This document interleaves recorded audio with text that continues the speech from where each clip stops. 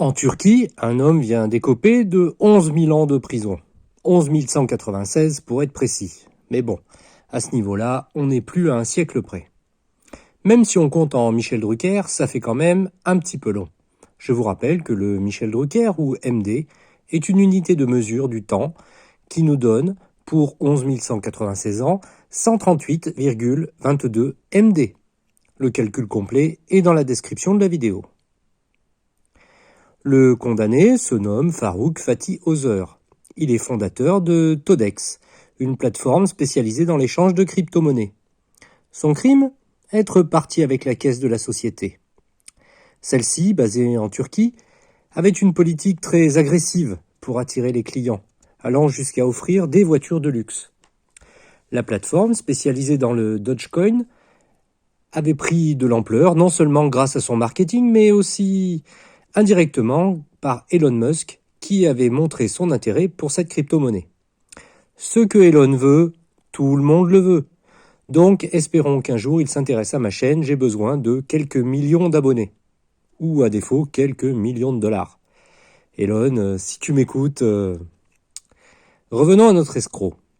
Il avait, sans préavis, bloqué la plateforme pour une obscure raison, avec la promesse de réouvrir sous 5 jours. Mais Todex ne reprendra jamais. S'ensuit donc une immense panique chez les plus de 400 000 investisseurs qui ne pouvaient récupérer leurs fonds.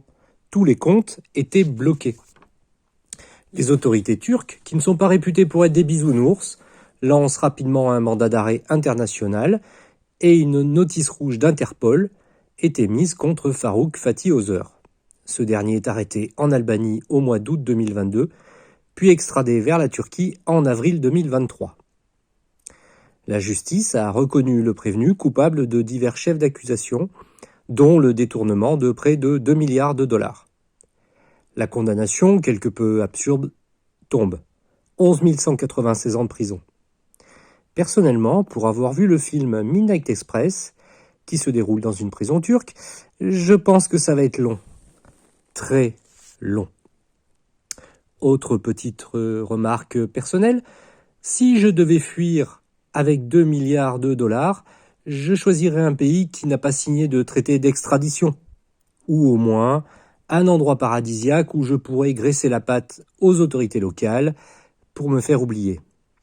Mais l'Albanie, j'ai rien contre ce pays, hein. Mais bon, côté plage et cocotier, on est loin du compte. Je choisirais peut-être plutôt les Bahamas, ou même simplement les îles Canaries. Ou, soit dit en passant, il n'y a pas de Canaries. C'est comme aux îles Vierges, il n'y a pas de Canaries non plus. Bisous câlins.